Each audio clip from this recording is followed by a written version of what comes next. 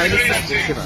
বুধবার Jangipur super speciality হাসপাতাল চত্বরে আনুষ্ঠানিকভাবে 5 বেড বিশিষ্ট ডায়ালিসিস পরিষেবা চালু করা হয়।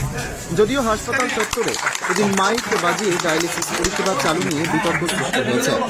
যেখানে প্রতিনিয়ত শয়ে শয়ে রোগী ভর্তি হন, সেখানে এইভাবে মাইক বাজিয়ে অনুষ্ঠান করা সাধারণ মানুষ তা মেনে নিতে পারছেন না। রোগীর হুড়োহুড়িতে ব্যস্ততম হাসপাতালে কিভাবে মাইক বাজিয়ে এভাবে অনুষ্ঠান করা যায় তা নিয়ে উঠেছে প্রশ্ন।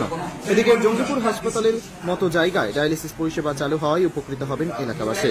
তবে তা কতদিন পরিষেবা পাবে সাধারণ মানুষ, তাও নিয়ে প্রশ্নের দানা বেঁধেছে।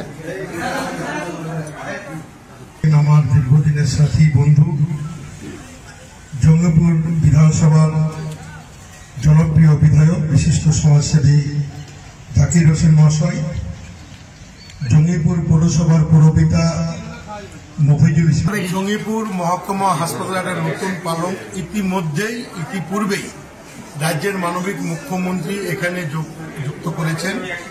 ডায়ালিসিস সেন্টার উনি শুভ উদ্বোধন করে দিয়েছেন।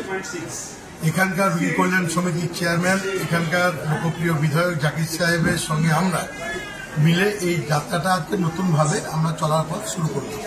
আজ থেকে ডায়ালিসিস শুরু হবে। 5টা বেড আছে, 5 জন রোগী এখান থেকে ডায়ালিসিস নেওয়া হবে। এবং আমাদের জঙ্গিপুরে এমএলএ বললেন যে এখান থেকে যেন নষ্ট না হয়ে যায়, সেই ব্যাপারটা তুলে ধরলেন, সেটা কি বলবেন?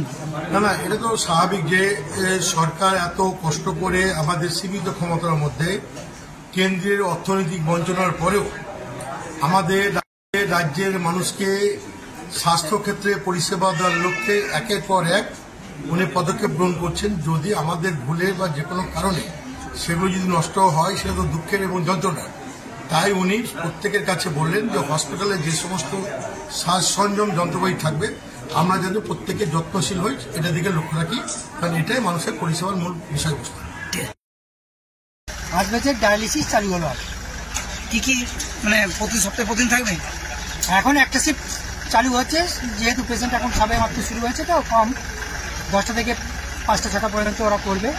তারপর যত পেশেন্ট লোড বাড়বে ওরা 24 আওয়ার সার্ভিস দেবে। মোটামুটি 5টা থেকে 5টা শিফট হবে, মানে এক একটা ডায়ালিসিস দিতে 3 থেকে 4 ঘন্টা লাগে। তাই এখন যদি হয় 5টা শিফট চলে, পেশেন্ট লোড যত হবে। বললেন মাইক বাজে, সে বিষয়ে কি বলবেন? হসপিটালের পিছন দিকে মাইক তো বাজাতেই হবে, তার কারণ মাইক না বাজলে লোকজন জানবে কি করে? পিছনে। আপনার নাম?